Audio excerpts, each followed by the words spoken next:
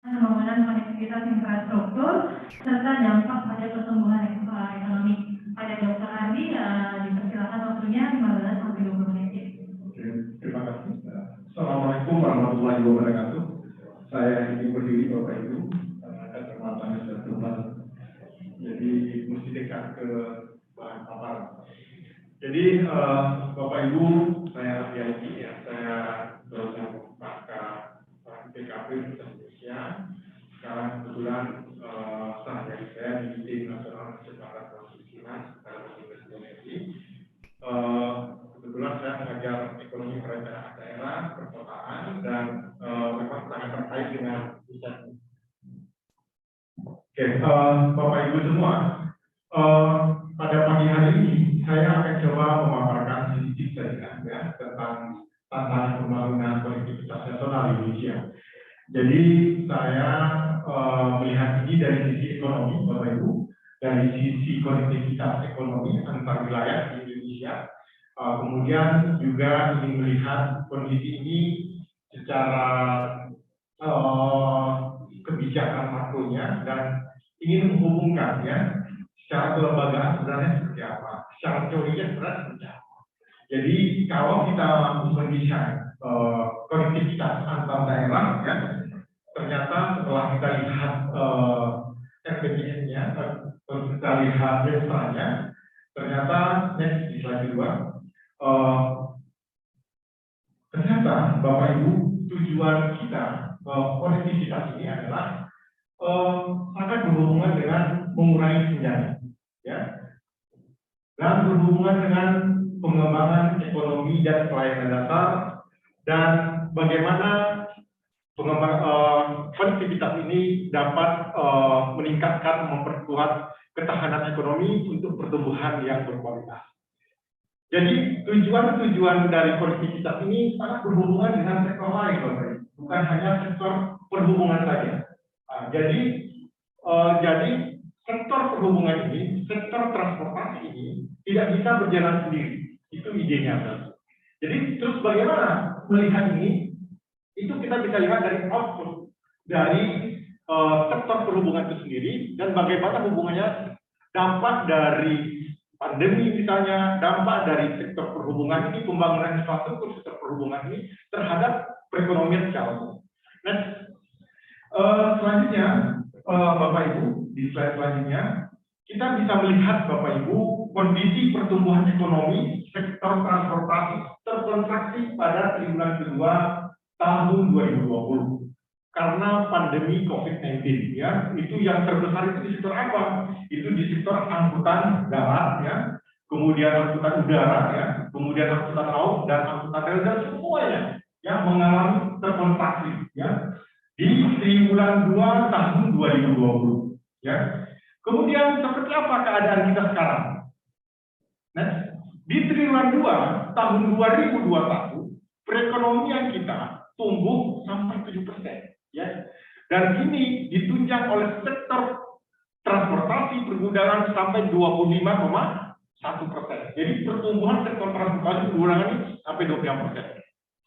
Dari sisi apa? Angkutan darat, laut, udara, dan darat, laut, dan udara, dan kereta api. Ini kira-kira fakta yang kita lihat kemarin. Jadi ternyata peningkatan ini sudah turun dari dulu dalam, kemudian naik ya. Naiknya ini belum sebesar keadaan semula. Walaupun pertumbuhannya sampai 23%, itu belum seperti kondisi sebelum pandemi 2019. Jadi kondisi kita itu masih hampir di atas sedikit tahun 2020. Itu faktanya. Kemudian apa lagi fakta yang bisa kita lihat? Nah, ada tantangan Bapak Ibu bagi kita, tantangan pembangunan kita kemiskinan, ya. Ada ketimpangan dan ada tingkat ketimpangan, kemudian pertumbuhan ekonomi dan kemiskinan. Hal-hal ini sangat berhubungan dengan tujuan tadi, bagaimana membangun konektivitas untuk mengurangi ketimpangan, untuk mengurangi kemiskinan, untuk meningkatkan pertumbuhan ekonomi. Dan seterusnya. Oke, kita tidak lihat ya, perekonomian kita itu 86% itu di wilayah barat Indonesia, ya, di Jawa dan Sumatera. Ini sangat berhubungan dengan kondisi perekonomian yang berbasis angkutan darat. Ya. Sedangkan di wilayah timur Indonesia itu hanya sekitar 18%, itu sangat berhubungan dengan konektivitas laut kita. Selanjutnya, Bapak Ibu, kita coba lihat kondisi kita dalam 15 tahun belakangan ini. Ini kondisi tahun 2015. Ya. Di kondisi tahun 2015 itu Bapak Ibu, perekonomian kita, itu Jawa itu berkontribusi sekitar 61% ya, terhadap perekonomian nasional.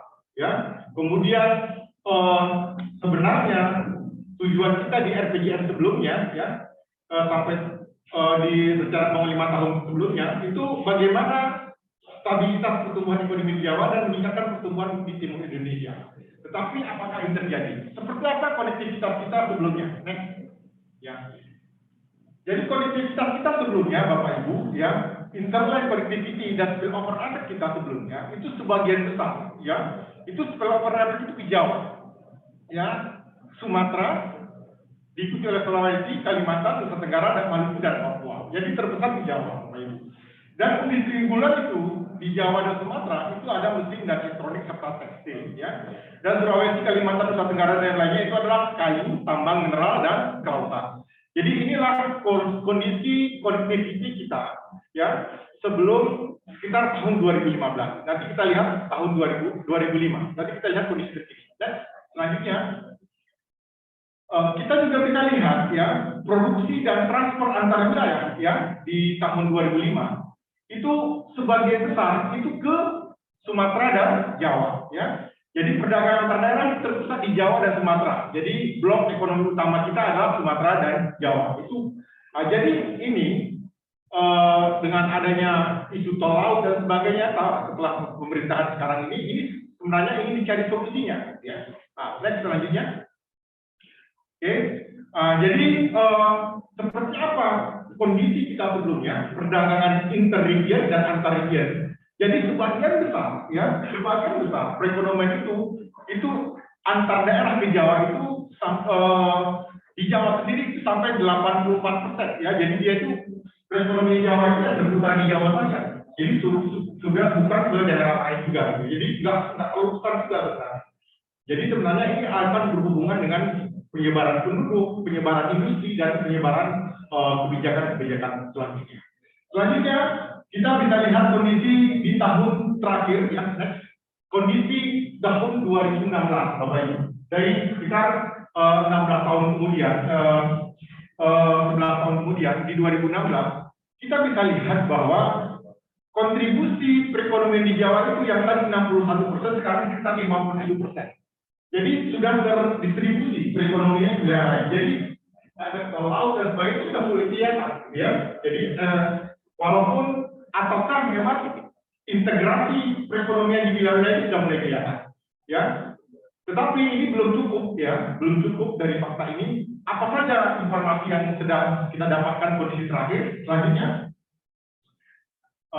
kita bisa melihat bahwa Bapak Ibu, perdagangan input antar wilayah itu di tahun 2016 itu terbesar memang di Pulau Jawa, ya, di Pulau Jawa. Ya sekitar 5.000 triliun, ya 5.000 triliun lebih, ya. Kemudian itu hampir 80%-nya itu ya di Pulau Jawa itu sendiri, ya. Hanya sedikit saja, sekitar berapa triliun itu yang di ke luar Jawa. Jadi istilahnya perekonomian kita ini integrated antar sektor itu masih sangat rendah. Selanjutnya, kalau kita lihat kontribusinya, Bapak Ibu. Kontribusi dari perekonomian ini itu distribusi perdagangan input antar wilayah ini itu sebagian besar memang masih di Jawa dan Sumatera, ya. Tetapi Sulawesi sudah mulai meningkat lebih besar dibandingkan dengan kondisi sebelumnya di tahun 2005. Selanjutnya, demikian juga dari efek spillover-nya, ya. Efek spillover-nya juga sebagian besar juga di Jawa dan sudah mulai ada konektivitas antara Jawa, Sumatera dengan Papua, dengan Sulawesi dan Kalimantan. Jadi, jadi itulah kira-kira kondisi konektivitas kita. Kemudian seperti apa dampak dari COVID-19 ini terhadap perekonomian kita? saya coba analisiskan khusus untuk sektor angkutan laut, penyeberangan dan sebagainya. Jadi di sini kira-kira dampaknya itu sebesar berapa ya dari sisi output nilai tambah di kehidupan kerja di total negara kita secara total di Indonesia. Dan selanjutnya, oke, dari sini kita bisa dapatkan bahwa pertumbuhan ekonomi kita triwulan kedua itu sekitar minus 0,34% itu ditunjang oleh sektor angkutan darat, angkutan laut dan penyeberangan itu sudah turun ya dari output kita. Nilai tambah kita itu turun sekitar minus 0,28%.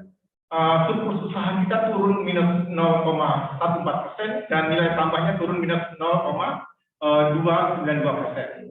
Dan dari sisi finansial ya kita kehilangan output sekitar 10 triliun lebih ya dari sisi angkutan laut saja penyeberangan.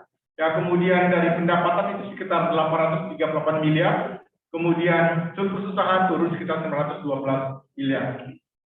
Jadi ekonomi global kita itu sekitar dari sisi output 12 triliun ya, dari sisi edit kita 3,1 triliun tadi. Kemudian income kita hilang sekitar 588 miliar dan surplus usaha hilang sekitar 1 triliun. Jadi besarnya kerugian karena dampak COVID ini itu memberikan informasi kepada tim PEN ya untuk menyelesaikan atau memberikan kira-kira apa stimulus yang bisa diberikan kepada pengusaha angkutan laut dan penyeberangan. Selanjutnya, oke.